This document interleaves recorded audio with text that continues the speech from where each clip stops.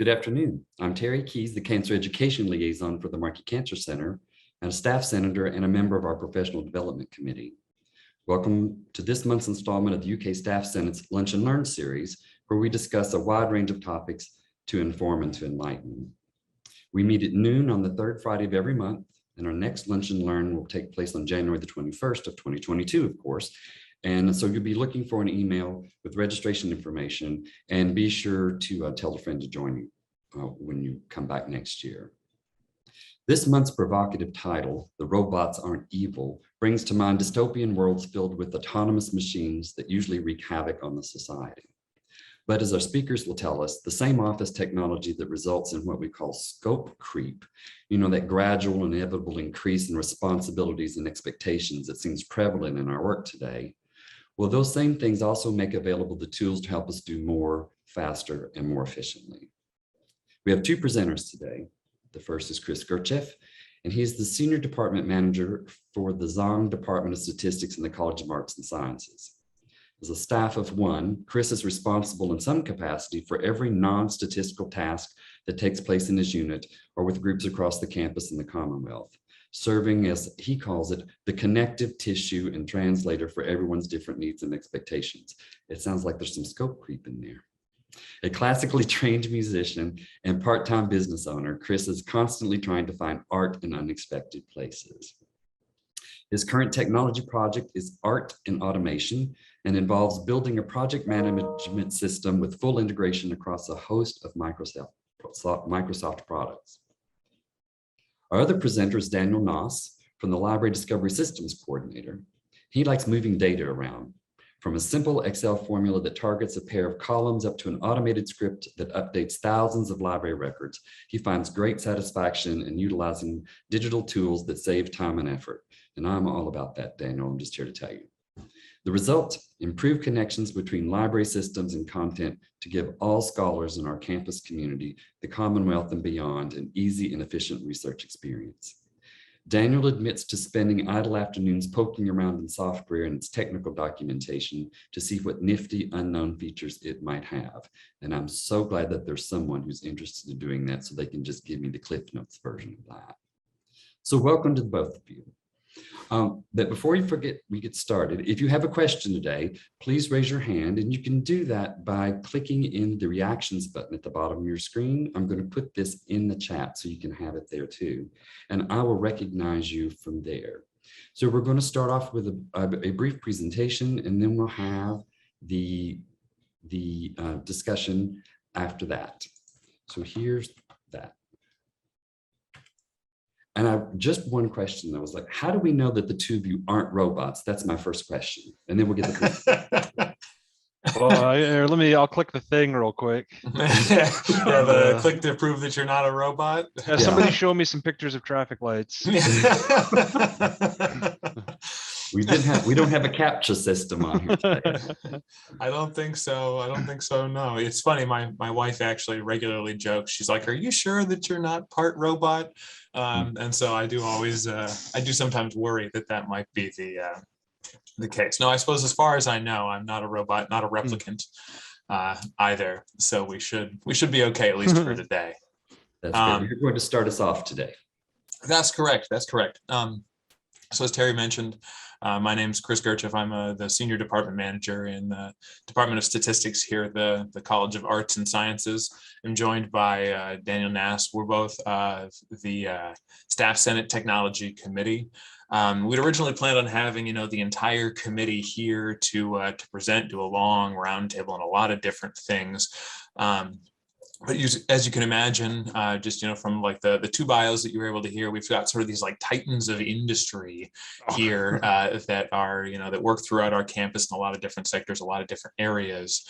And so the other members of our team unfortunately got pulled away to a couple of different things here and there. If they had a chance, they might jump in and help us out later on in the presentation. But at least for the moment, it'll just be us. But also, as we were sort of planning for today's event, we knew that we would hopefully get people from a lot of different skill sets, a lot of different areas. If the most technologically advanced thing that you do throughout your day today is logging into this Zoom session, then we've got content ready for you, sort of starting from the ground and building up from there. Otherwise, if you're down in that technical documentation like Daniel is some of the time in his idle afternoons there, we've also got some stuff here for you in our presentation today. So part of what we're thinking we're going to do is I'll start off with just a brief presentation, sort of going all the way back to the beginning, getting a little bit of detail on some really basic stuff, just to sort of bring folks up to a sort of baseline level kind of understanding. You can, of course, ask questions as we go throughout the presentation. Then after that presentation, it shouldn't be too lengthy, we'll then move into a more traditional roundtable once sort of the mental juices are flowing, if you will. So with that, I'm going to go ahead and share my screen here. You'll start with just a blank blue screen, and then we'll jump in a moment into a PowerPoint.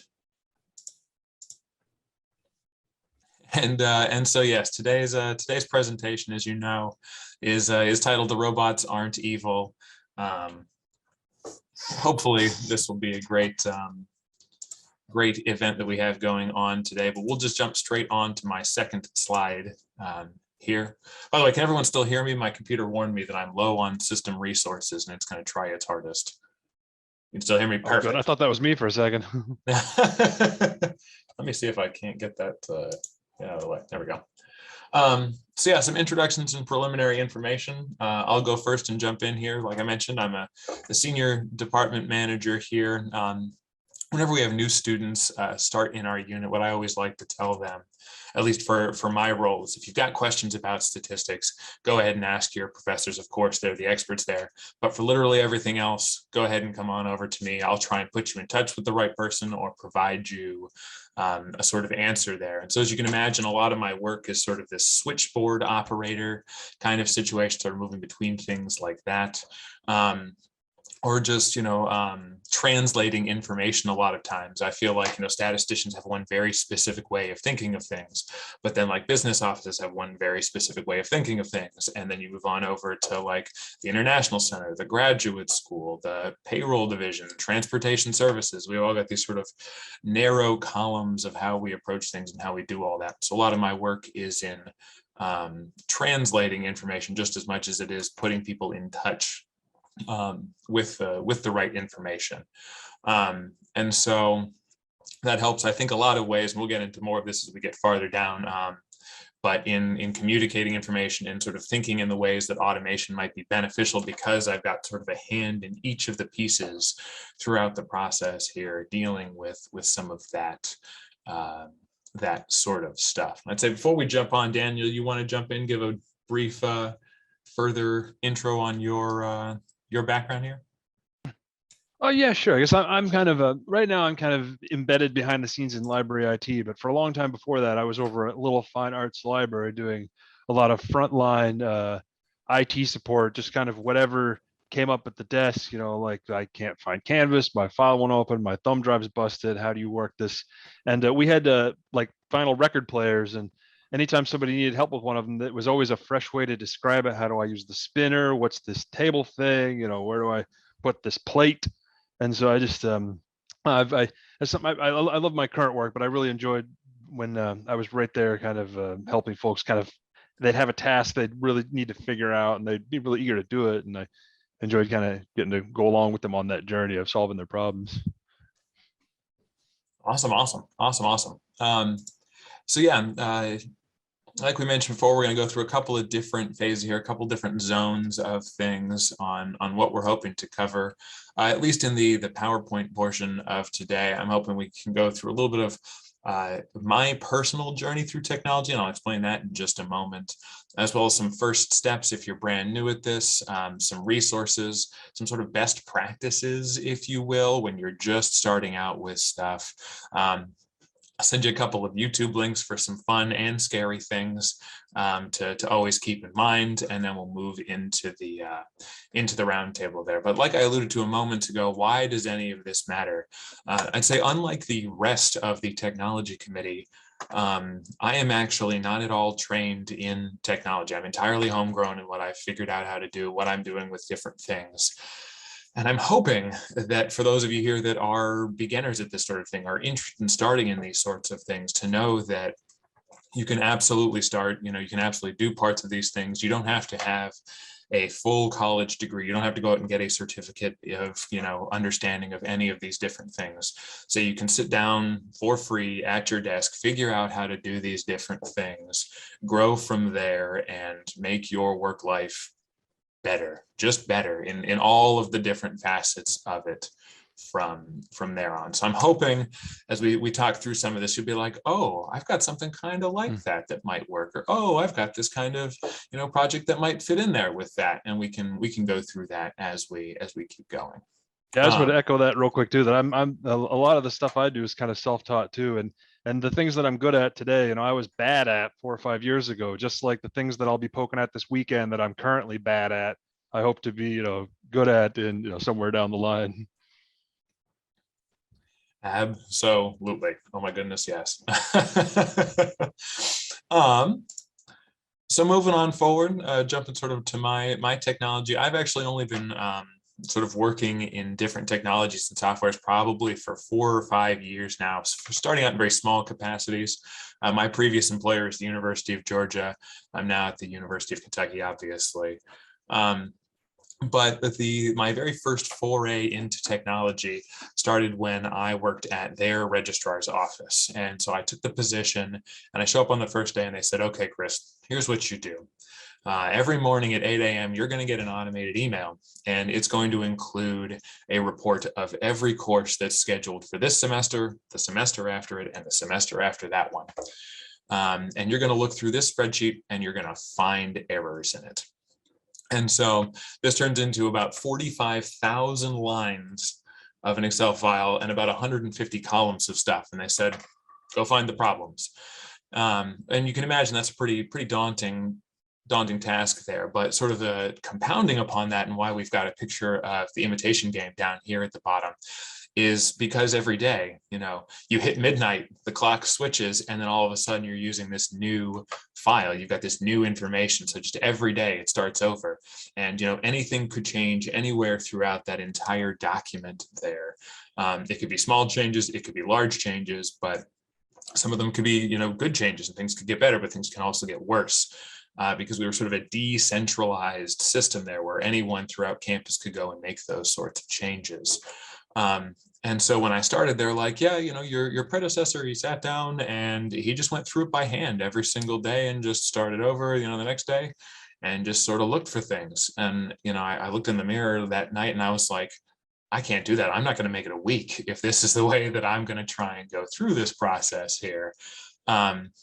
And so I just sort of immediately started looking into ways to automate small little things. And so a lot of my work at the University of Georgia, all of my automation sort of stuff I was dealing with there was all in Excel, and sort of the behind the scenes on that with things called macros, which is sort of like an automating of certain very, very basic tasks from there. And so slowly whittled it down. So the amount of time, rather than, spending 6-7 hours a day on that, it was down to just a handful of minutes, and it would automatically, be able to generate reports that could then be sent out for those specific errors and things.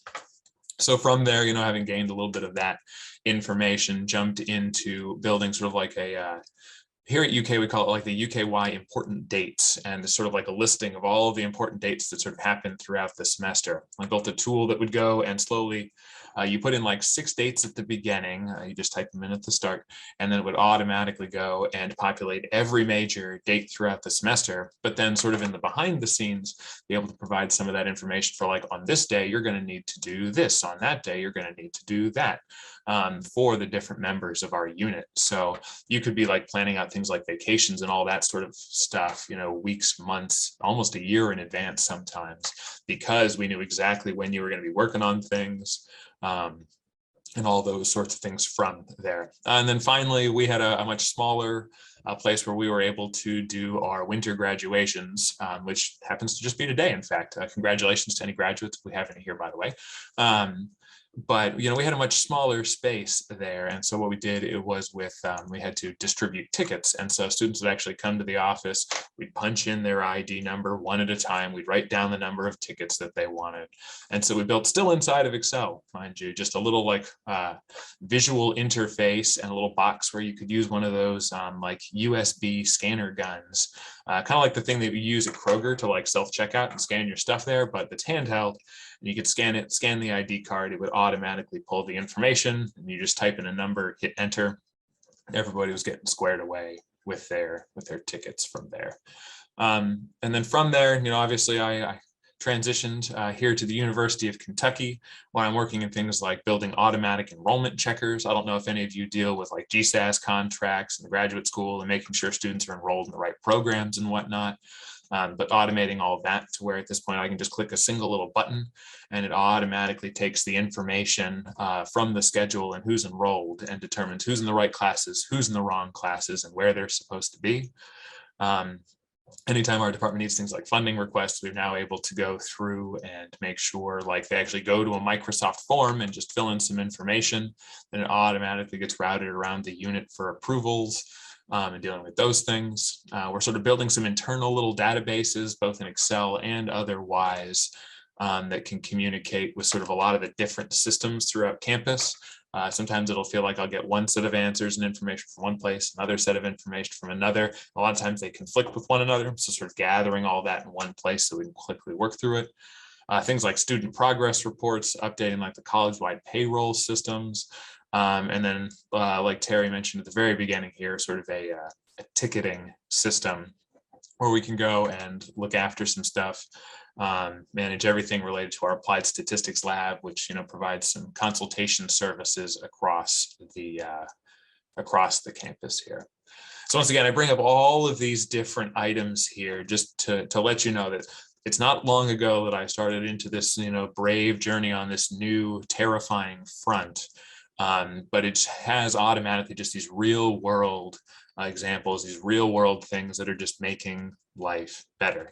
And, for those of you that are here in this presentation, you absolutely have the opportunity to build these sorts of things for your own spaces. Any questions on any of those items before we sort of get into first steps?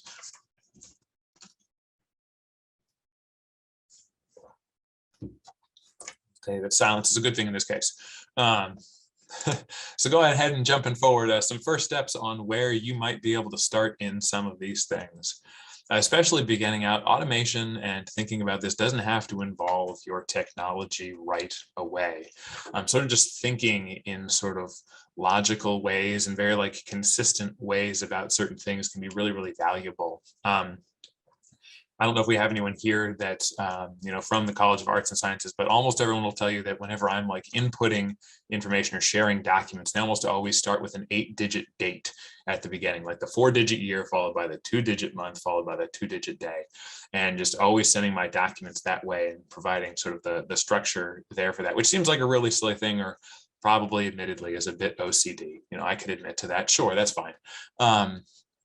But it's little things like that of sort of starting to think about ways that these things can fit together, ways that you can just do something the same way every time. If you have a job that involves a lot of emails and sending like reminder emails or request emails, or you're like a director of graduate studies and you get the same question from applicants every single semester and every single time, or I don't know where to find this thing, I don't know how to do this thing. Having like template emails, template emails are exactly the sort of thing here. They're not true automation, but they're sort of like human automation of just like cutting down these little corners here, or providing documents in PDF format instead of Word format so people can't go through and change things and make mistakes on stuff there. Only highlighting the categories that people need to, answer something on a document specifically so that they can always fill in the right ways there. Just anything we can do to just shave off a couple of seconds here, an extra useless sort of question there. Anything sort of like that is absolutely a first step. If you're brand new at this and have never done anything related to code before, that's absolutely a place you can start. Second on our list here and related to the picture down at the bottom of the screen, I'm not sure if we have any South Park fans here, but if we do, you'll get that. If you're not, you might not, but that's okay. But you don't need to know how to write code in order to code. And so what this means is we've got something called faux code. And my favorite example, and there's a great YouTube link I'll share for you to watch after the presentation today. But faux code is just you sort of write out the steps and instructions in human speak. You don't have to have any technical knowledge. The example that I'll share in that video is about making a peanut butter and jelly sandwich and just the steps in that, like get bread, and then get peanut butter, put peanut butter on bread. Little things like that. It sounds ridiculously simple to start with, but why this is beneficial, particularly when you're starting out, is you take these steps and then you sit down with each of the steps, from the beginning of the process through to the end of the process, making sure you thought of sort of like the whole scope of the process there. And then you try and break it down into more explicit pieces from there, trying to, further divide it out. And so it's like, okay, well, if I've got peanut butter, I need to open the jar first. I need to, put the knife into the jar. I need to do this. I need to do that. And you keep breaking it down and breaking it down and breaking it down, getting used to thinking of ways in order to break these sorts of things down. What you can do from there is you just keep breaking until you reach like that minimum state there, sort of like, I believe, refer to it as like being atomic. You cannot be divided any further there. And you keep, breaking down until you've thought of these things. And when you've broken things down all the way, you're going to have a much easier time of sort of finding these places where automation can fit into your process. And, finding places where, something, like I always do it exactly this way, or I've got like the same kind of step that I do in a couple of different places, I can then automate maybe that piece of it here or that piece of it there. So even if you don't know how to write code, that's totally fine, especially here at the beginnings. But these are sort of some ways of where you can start thinking about how you might get into those sorts of processes. The next one on our list here for sort of our basic steps of, if you don't know what to automate, I know a lot of times you sit down, you're like, well, Chris, all this sounds great, but I don't know where to start. I don't know what to do. I don't know what to begin with. Sort of two different things you can do. One is find something that's already been automated in your area. We all work with different IT people. We work with different units, different systems across all of the campus here. First, find something that's been automated and then either try to recreate it on your own and go like, I wonder how this happens. Like I push this button and this contract gets sent to someone across campus here. Like, how does that work? Or like, what are the steps involved in that? And then you can sort of take it back to that step that we had just a minute ago with faux code and like break it down into pieces and maybe eventually into actual code. But trying, potentially to be thinking about those sorts of things, try and recreate something there, just sort of like build some skill sets as they might start popping up along the way. Alternatively, if you've got sort of a process that you found, you're like, all right, well, that's been automated for my unit. That one's squared away. What's next? Sort of looking on either the left or the right side of a process there and saying, well, before that, is everything before that in the end automated? Is that good? Or like immediately after we get this product here, can that potentially be something that's automated? Be thinking just in those sorts of ways. You don't have to go far and wide looking for things. Sit down with sort of the items that you've already got in your workplace and just look sort of on either side of them there to find those sorts of things.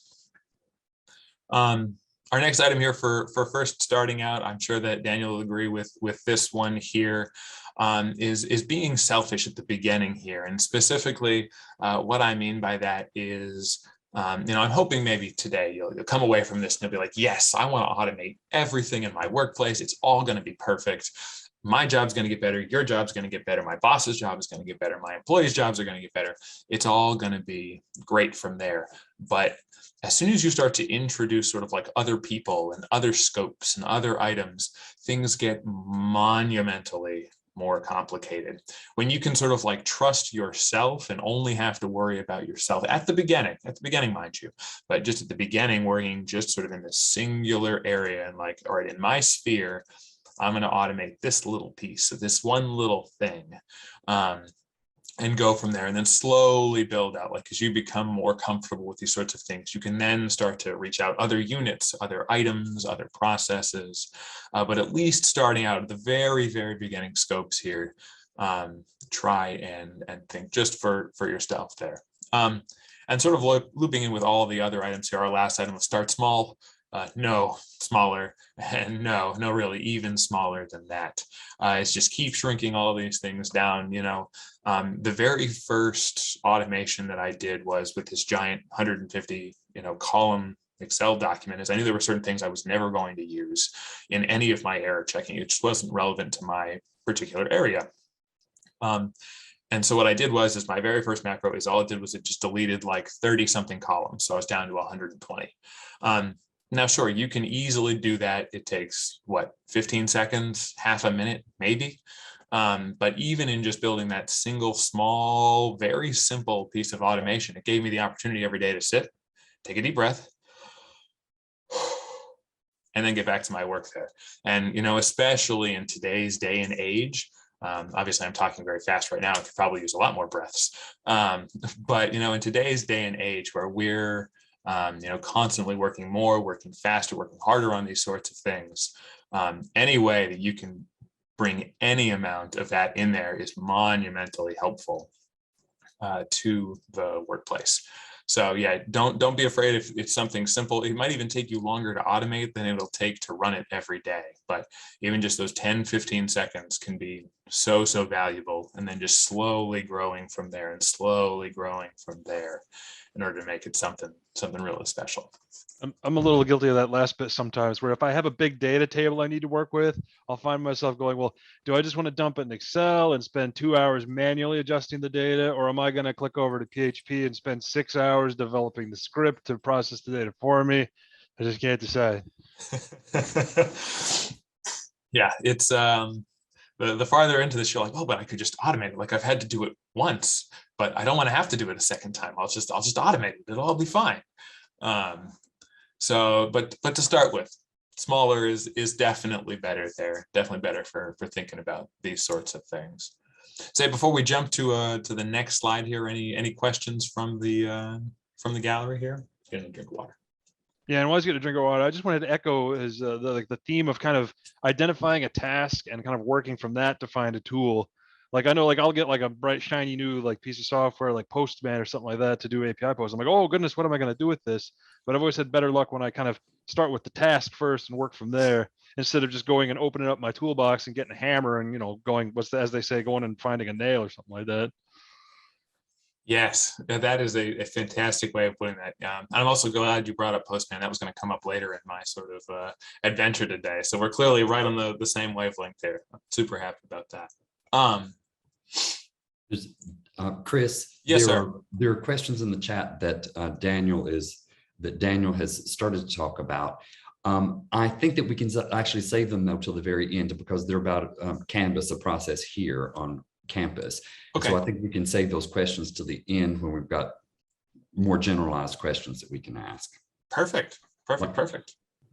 I will, one note about the automation, that if you automate it and it always is taking out the correct, let's say it's a column or something, you don't have to worry about in a mistake in 15 seconds taking out the wrong column, which is going to completely mess this whole thing up. So to me, things that take care of mindless things that need to be done mean that when I'm feeling mindless, I don't make a mistake that impacts the work that I'm doing. So it's almost always worth spending an hour or two to make sure that I've got the process right, so that the next time I'm on the process, I don't have to worry about that again. Yeah, absolutely. You've absolutely hit it right there on the head, Terry. Is your processes that you automate, they don't get tired, they don't get hungry, they don't get any number of different things. They don't get bored, distracted. They just simply do. And you never have to worry there on those fronts. Like the person I trust the least is myself. So anytime I can automate something away, I've got more resources to spend on those either tougher tasks or other things that are going to require that energy there. So you are 100% on it right there. Absolutely. So a few best practices. Once again, we're sort of just very, very, very basic here with things. But I'm sure that Daniel will also attest to this one, is failure is always an option, but save often. And that's to say that especially when you're starting out with trying to automate a process, trying to automate a task, you will fail. You will fail a lot. You will keep failing. I still fail all the time. I feel like I am in a constant state of failing and just like slowly fixing a thing and then finding the next thing that I can fail at. And then sort of like fixing the failure there as I try to put it together. Like, code does not just happen automatically the first time here. You think you understand it, you think you've got it, and then there's another piece to it. There's another wrinkle into it. You're gonna have to go look here, look there, try something new. It's almost as much about problem solving as it is anything else. If not, it's entirely, in fact, about problem solving there and doing those sorts of things. So never be afraid to be afraid to fail. Understand that it's going to fail. It's going to break. It's not going to work the way you expect on the first try ever. But one, that's okay. And then two, please save all the time. There's nothing worse than going, I think this is going to work, and then not saving, and then just plowing ahead and losing days or weeks or months of stuff. That can be a pretty harrowing experience. You don't forget that. You don't learn that lesson more than once. From that, sort of the next important thing to know is that you don't need to memorize every single little thing, like every keyword, like every piece of syntax, all of that stuff. And that's 100% fine. You don't need to know every single little detail. But you should have like a window of Google open at all living times when you're working on stuff like this. And don't be afraid to go and just like look up like specific syntactic ideas. Like, be thinking about like the broader picture kind of pieces there. Have all that in your mind, sure. But if you don't remember the exact way to initiate a loop in a certain language, or like a while statement in a certain language, or like a certain type of command, a certain type of pull, like all of that is fine. But you'll slowly get into this place where you've got the bigger picture ideas sort of in your mind, and you'll become the world's best Googler. I feel like I've got a couple of friends that are software engineers that I've known for a lot of years, and they say, I can find anything on Google, be it about work or not about work, because I just know the right way to search for this sort of stuff now. And that's absolutely a thing, is you'll just get really, really good at finding your answers there and finding those sorts of things. So don't be afraid that you don't know exactly how everything works or exactly what something does. Sort of like focus on your little pieces that you're building there. Once again, small scopes here. Understand this piece, go on to another thing. Understand a piece, go on to another thing. But don't feel it necessary to memorize anything. The third item I've got on this list here is names matter and labeling things well. This is something that I was very guilty of not doing, especially when I started out, is you'll sit down, work on a project, and you'll be like, yeah, all this makes perfect sense. Like in the moment, it's sort of like flowing in your head correctly. It's all fine. And then something will take you away for a day, a week, a month, and you'll come back and you'll look at what you've written and you'll be like, oh my God, who did this? This is garbage. You're like, oh wait, I'm the person who did this. Like, I don't know what this is doing. I don't know where it's going. I don't know where this information is coming from. Sort of understanding all these different pieces here of how all this works. And so like naming things in ways that are very, very straightforward, that, for instance, my wife is not a technological person. And so sometimes I'll actually have her sit down with like code or things that I write and be like, tell me what this does. And I try to write things in such a clear, obvious way that someone with no technological background can just sort of like read through it. And it reads itself almost. Like, it's so simple, and just the individual pieces are broken down in a way where it can be read, that if you come back a month later, a year later, several years later and look at it, you'll go, oh, okay, like I can logic my way through this. I don't have to like dig through a whole bunch of different places, look here, there, and everywhere. It should just start to make sense as it goes there. That's a real important one as well. And then finally, especially if this is something that you're going to like try and implement here in the workplace, you've got an idea for a project and you get stuck.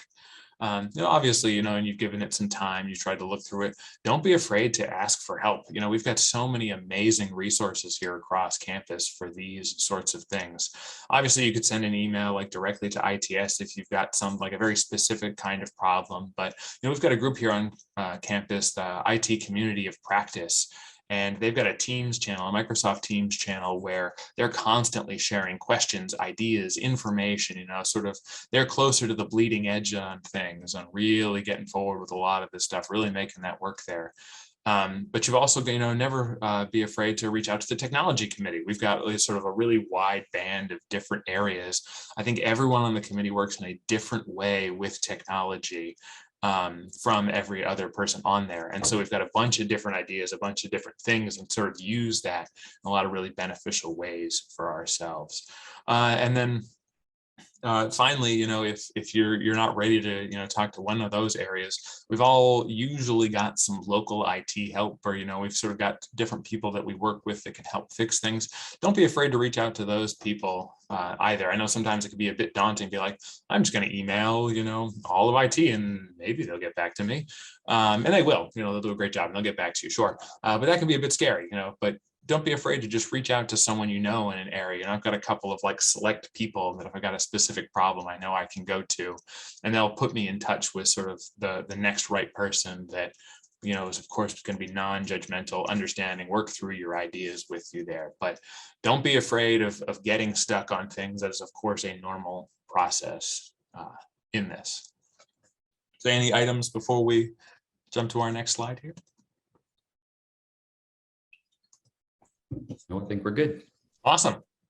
Daniel, it looks like my presentation is going to go a little longer than I think we originally talked, but I think we'll be okay. Oh no, that's fine. I wish I was carrying more weight here. You're doing great. No. So we've talked about some sort of like abstract sort of items here, but here's some entirely personal and entirely, you can judge me on these items if you don't like them here, and that's totally fine. But I got my start working just in Excel, and the very first place I went after working just in Excel, I sort of become like the Excel guru for my unit there.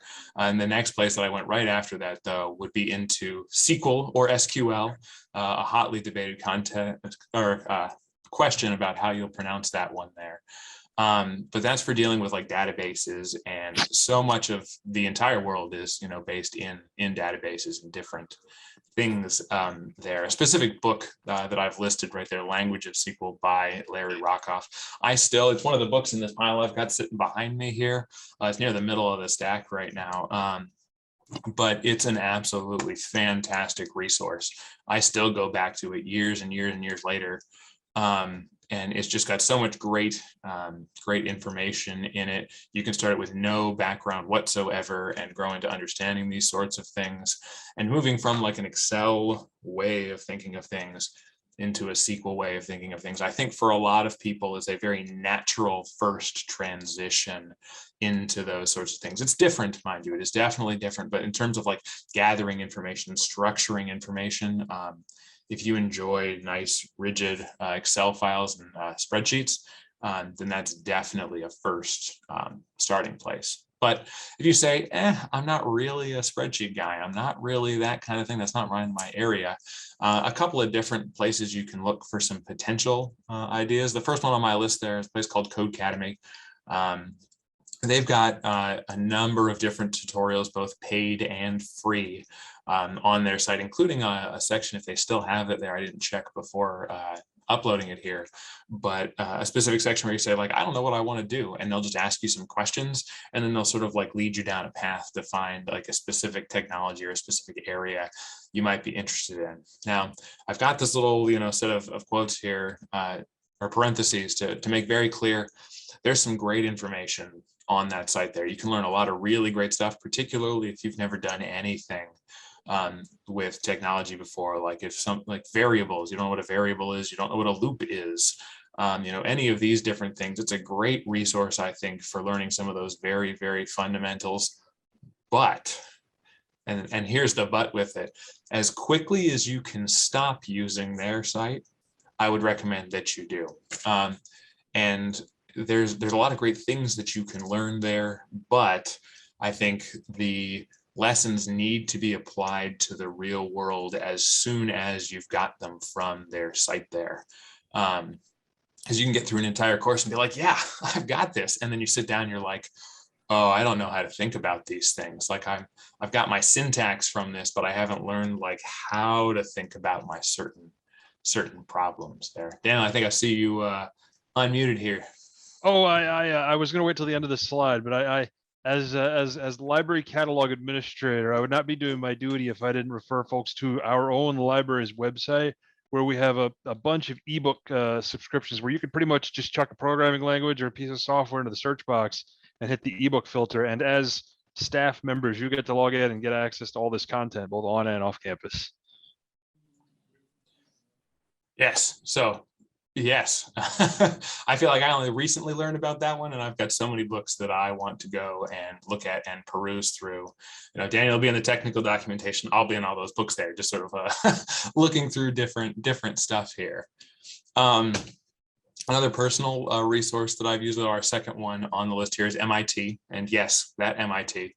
But you have the option of actually going there, looking at some of their courses from like the last decade or so. They've got assignments online, they've got books online, they've got the lectures online, they've got all the different pieces on there that you can look at. I'm not sure if all of them are 100% accessible right off the bat. I clicked into like 2 or 3 of them and it worked without any errors on my side. But they've got a host of different topics there. And particularly, you know, once again, we're not on the bleeding edge for most of our work here, for most of us out on a day-to-day basis. And so even though this information is older, it is absolutely still relevant, absolutely still helpful with all of this. And the last one on my list is, I'm a bit of a Microsoft junkie here. I'll admit to that. I use all of these different products, trying to combine them all together. And so there's an entire website called Microsoft Learn, where you can go through, do these different training classes, all this sort of stuff. You can get certifications as well, if that's the sort of thing you're into. But learning about, you know, everyone in their job is using the Microsoft suite of products in some way or another: Word, PowerPoint, Excel, so on and so forth. But this is, that's a great place to start with learning to use some of these different tools and different ways to get those tools to work together as well. Dan, you want to jump in again? Yeah, I just was going to draw attention to the chat real quick. Just to encourage everybody to grab Kim's message, because gosh, it's probably been about 10 years now. I went to one of our own campus HR Microsoft Access courses myself, and it gave me the great foundation I needed to then go build a database project that I used in my little branch library. Yeah, absolutely. We've also got all these wonderful, I suppose I should rewind for a moment and say, if you don't know already, we've got tons of great resources here on campus that, of course, you should utilize. I'm hoping maybe that, you know, for those folks that we've got here are already, you know, have worked through those or itching for more, looking for new things from there. So I apologize. Let me put that very important slice here at the beginning that yes, absolutely. We've got tons of amazing resources here on campus, and tons of those great resources through our ebooks as well, through the library, these sorts of items. I apologize. That's on me. And yeah, and I want to mention those classes too, because check with your supervisor first, but you can probably do some of this stuff on your work time. Yeah, absolutely. I would be shocked to find a supervisor that says, no, I don't want you to make things better and more accurate. Do them less accurately and less quickly. Be slow and inefficient. This is what I want of you. Probably not too many supervisors out there like that. And then just, I suppose we've got a couple of three more things down here on the list. There's some adventure actually in all 3 of these, but like I mentioned at the beginning, Excel macros and VBA, which stands for Visual Basic for Applications, is where I got my start. So I'm a huge proponent of it. I don't know almost anyone out there that doesn't use Excel in some capacity in their work. You know, especially with more and more things moving to Tableau, which you can download as Excel files. You know, all of those different reports and whatnot, that can be a great starting place.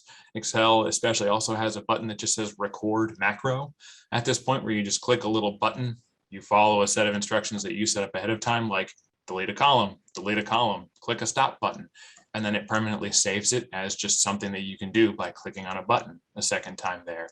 And that's a great way to sort of ease your way into, you know, repetitive repetitive stuff like there. Oh, I think, Daniel, I think you're Oh, I was just going to add a little bit about Postman and APIs when you get to that point, but please. Great. I'll take the second one, then you can take Postman. Okay. So for our second one here on the list here, I'm also a big fan, kind of like we talked about, of like breaking things apart in faux code. A lot of times where I'll do that is a program like Microsoft Visio. If your subscription to the Office Suite doesn't have Visio in it, a free program that you can get is Dia. And basically you can have little boxes that, lines drawn between them. And so what I'll do is when I'm trying to like map out a process, I'll like put a box on, I'll draw another box, I'll draw my line between it, and I'll take the first box and I'll break it apart into a whole bunch of other pieces and then move to the next one and the next one and the next one. But because it's just like a computer, you can zoom out. You don't need to have like physical paper, and you just zoom out from there, sort of keep adding these pieces to get closer and closer to that atomic sort of state. And our third item is Postman. Oh, yes, I can go on that a little bit. Yeah, so are you going to touch much on APIs any on the next slide or two? Not specifically, no. So if you want to jump in, I'll just muse on a little bit then, because I'm sure every day we see the Zoom homepage, we see the Canvas homepage, we see MicrosoftOffice.com. Like nowadays, a lot of these big online platforms, aside from the main interface that you see, you can also often find like there'll be a little side door you can use to get into the data a little separate way. There's something you may have heard of, API access, and Postman is a tool. It sounds like we both use to do, like if you need to try sending commands in through the side door of some of these platforms. A lot of times you will need to talk to an administrator for them to get like a key to that side door. But then, like for instance, like our main libraries management interface, we can say there's an error with a library find. You can go in, manually bring up the person's profile, set the amount, forgive the fine. We decided a couple of years ago that we wanted to get rid of all the daily fines. We're not going to charge them anymore. There's like 16,000 people who have fines. So of course, we're not going to go through one by one by one by one. We were able to get our API access key, queue up a script that would just chug through all 16,000 of these people in the course of an afternoon. And we did that thanks to getting around and poking around with Postman and getting a feel for the API commands that we'd need to use, and then building a script off of that. And so if it seems like you're just again, the theme of repetitive operations, if it seems like there's some repetitive tasks that you're doing, maybe poke around to see if your platform might have some kind of API access and talk to whoever's running the platform to see if maybe y'all can work out some kind of process to chug through. Yeah, sometimes when I'm like trying to describe APIs to someone, it's not a perfect description, of course, but I almost think of them like when you want to go to a website or get a piece of information, like you open Google Chrome or your preferred browser, you go and you type in a web link, you hit enter, it sits there for a minute, magic happens behind the scenes, and then the website pops up. And then if you want to log in, you type in some information, you hit go, they communicate, and it goes from there. But your computer a lot of times doesn't need a visual interface to understand things. It can communicate in functionally more efficient ways than that. And so a lot of times through these APIs, they can, it's like computer to computer communication a lot of times because it doesn't need some of these extra elements. It still has information, it's still taking action, doing sorts of things. But a lot of times, at least starting out, you can think of it that sort of way can be helpful. But yeah, Postman, even if you aren't sure, they've got a great explore feature now where you can just go up onto like their little taskbar, click explore, and a lot of major companies will show you sort of like the different connections that they have and ways that you can communicate with their information. And so you can dig through, look for some of your favorite programs, different things you might use in your work, and sort of go from there. But definitely a great one there on that front. I've actually only got one more real slide for the presentation here, and I think Terry will share the links probably in the chat if I got that sent to him correctly. But 3 random YouTube videos that I think are always great for your time here. The first one is a little bit terrifying. It's from a few years ago called Humans Need Not Apply. If you have sat through this presentation so far and gone, not really, I don't think automation will actually work for me, my work is too complicated, watch this video and then have another think about those sorts of things. I think you might be surprised on some of the different tasks, even more than a half decade ago, were already being automated out in the world. The second one on that list there, if you're looking for something a little lighthearted, or if you've been absolutely defeated by that first video there, If you want to watch some kids try and write some faux code for their dad to try and put together a peanut butter and jelly sandwich and watch them fail miserably, that's absolutely worth a couple minutes of your time. And then a video from just like a couple of weeks ago that I watched about Tesla and the cars and how they learn things from one another. Self-driving cars are obviously on their way in our lives, but that's just another form of automation. Get the creative juices flowing there with that one. But with that, that's my presentation that took significantly more minutes than it was supposed to.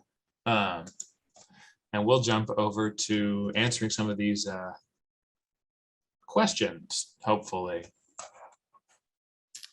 Well, Chris, we had some questions about Canvas and people wanting to be able to say that a student was late as opposed to not, either present or not present. I'm not sure if that got answered in the chat. Did that get answered in the chat satisfactorily?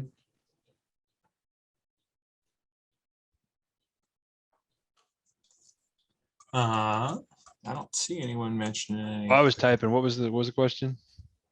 So one of the first questions we had was the question about Canvas not being able to. Oh, the roll call one. The roll call thing, but that was actually answered, I think, by Dolores Foxworth. If you use attendance roll call feature in Canvas, you can manually mark a student as late. And under settings there, you can indicate what percentage the grade should be reduced. The roll call feature basically allows you to mark someone as here, absent, or late. Gotcha. I'll admit I am not super familiar with that. Not a lot of work on Canvas on my front there, but I would find myself reading up on it, but I just recommend reach out to Buddy Hall and his crew, because they know a lot about that stuff. definitely. And I see Kim just mentioned it too. And I give Buddy a shout out specifically because there was over the summer, there was a project I needed to do where it was kind of an idea, like we changed one of the URLs of a bunch of stuff in our library catalog. And so we've got all these links in Canvas.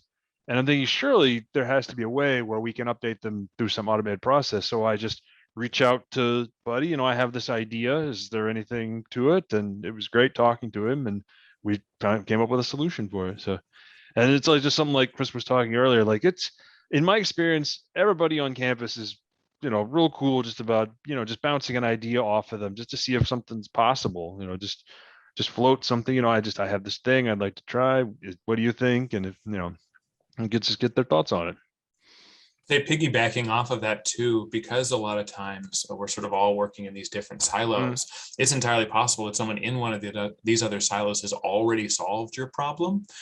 So always going out and asking for there can be really, really valuable, because someone might be like, oh, wait, I've already done this. Here, you can just have the solution and they'll just give it to you. And then you don't even have to, necessarily build it on your own. It might already exist. I'm going, Kim Hershey, if you're still here, she had put several links and pieces of information into the chat. And for somebody who might not be looking at the chat, Kim, if you're here, I was going to ask you just to say a word or two about what is available in HR training. Not to put you on the spot or anything. Sure, not on the spot whatsoever, Terry. Well, I thought you just had a lot of really good information there. So I thought I'd give you a moment to talk about what you put in the chat so that everybody can hear it, particularly if they don't look at it in the recorded version of it. Sure. Hello, everyone. I'm Kim Hershey, and I am part of a technology training underneath HR training and development. I see a lot of familiar names in the roll call here, and I think that because several folks have been through our classes, but for those of you who are not aware, we do offer free instructor-led training to staff and faculty. And that's what Daniel mentioned earlier. A lot of times you can get approval to take our classes. One thing I'll just mention, at this particular time, the majority of our training is being offered virtually, still with a live instructor, but through an online platform. And we are starting to introduce in-person classes back into our catalog as well. And we also offer consultative services. So there are 3 of us, and we each have our specialties. I deal with data a lot. And I have a colleague named Chuck Paskovics who is really brilliant with the Adobe Creative Cloud Suite. So things like Photoshop, Illustrator, InDesign. And then another colleague, Mark Underwood, is our web-based training specialist who does a lot with Captivate.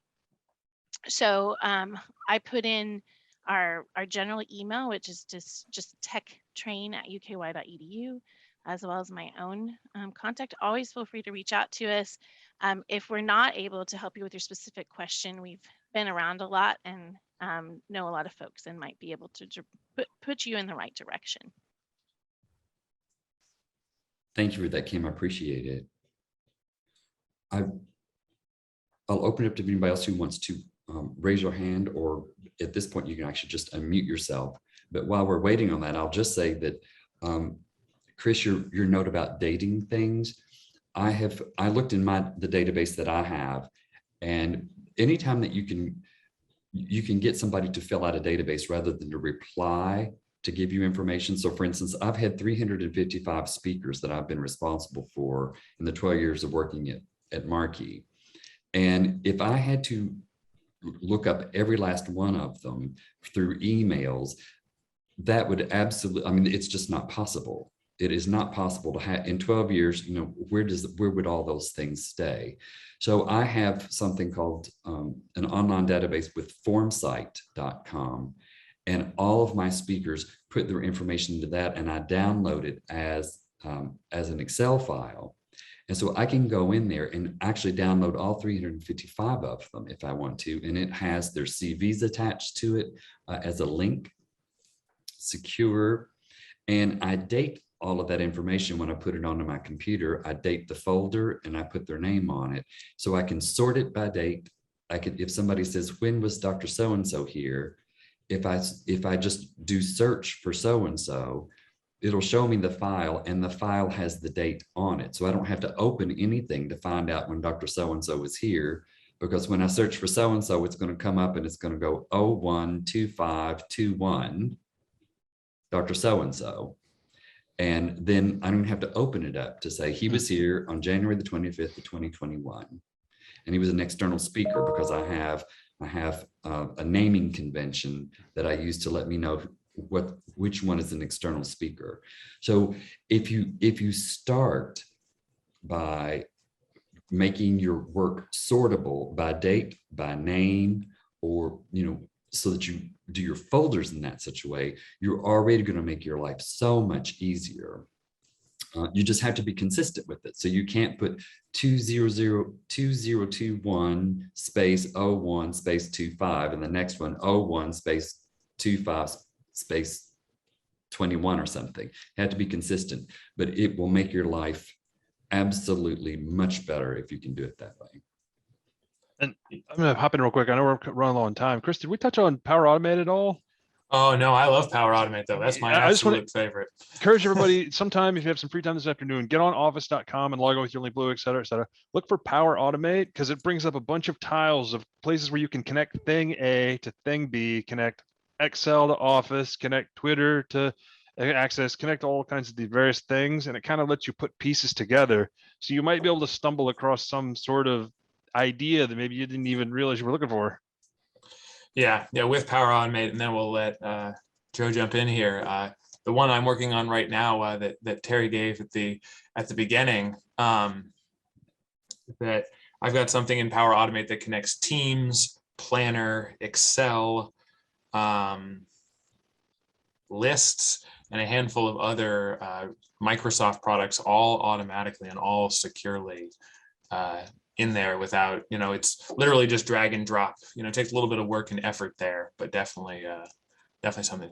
Sorry, well, we had a hand raised. Right here.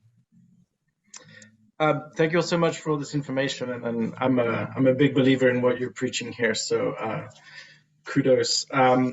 One area where I'm kind of struggling though is I've kind of reached the limit of how Excel can work for me internally for my own records. But I work with student records, employee records, and I'm at this interface where I have my own records, but a lot of this information is in SAP. and and I'm really at a point where I need to develop an SQL, like, relational database and kind of do what you're talking about. But I'm struggling to go forward because SAP is a relational database. So I'm kind of reinventing the wheel. And I guess maybe it's just an issue of me getting the right access to SAP to do what I'm trying to do. But that's a lot more rigid, and you have to go through, so I don't have control over how that's built and how that works for me. So can you speak a little bit to that and how you in your own work maybe deal with that, or maybe you don't? I don't know. We might be able to help you in libraries because we get our patron records, we harvest them from SAP and move them into our internal library records management system. And it's done, I want to say with Python, but I don't know the exact details of it. So if you want to contact me separately, I might be able to get you more info about how we're moving data or collecting data from SAP. Right. So you're pulling data from SAP for your own records internally.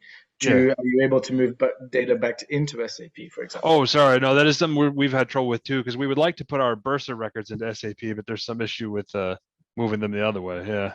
Okay. Yeah, I'd say when I'm moving information on my end, it is almost always just out of SAP into internal structures there. I don't want to get in trouble by recommending this potential tool and option here, but I might as well. I'm on the recording. I'll go for it. Sure. There's a tool called Microsoft Power Automate for Desktop. Okay. And specifically what it will do, you download the application, comes with our tools that we get through the Office suite there. Sure. But you can actually build things that will use what's visually on your screen to go through and take certain actions based on information that you either input or, you can tell like, oh, like I need to click into this box and then hit go and then wait for a moment and then input this piece of information. And you can move that in both directions there for both inputs and outputs, and you can combine it in with Python.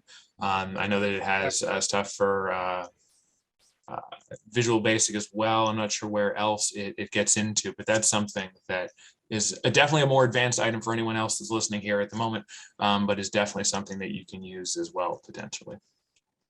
Okay, thank you. So I'm not misunderstanding my own situation. You guys are struggling with this with simulation. Yeah. Thank you. Just confirming.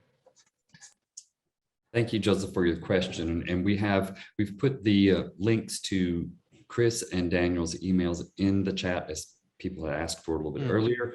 And also, I'd be remiss as a member of the Professional Development Committee to say, we're working on these mentorship relationships. We have an entire program going on, and this is a great time to be a part of that program so that you can find people on campus who can maybe help you with these particular issues. So if you have someone you think maybe is in a position equal to yours, but maybe been here for a few more years, or somebody who's a level or two up who also has that information, this is a great time for you to learn from them, and also a great time for those who have been here for a while to be able to mentor those who are coming along. So thank you all for being here this week. Thank you to Chris and to Daniel for giving our presentation, for Kim for pitching in there when I ask a question, Marie for always helping us get where we need to be. And thank you to the Staff Senate for supporting this, and for you for coming. We'll be back January the 21st, and we hope to see you here. Thanks again. Thank you, everyone.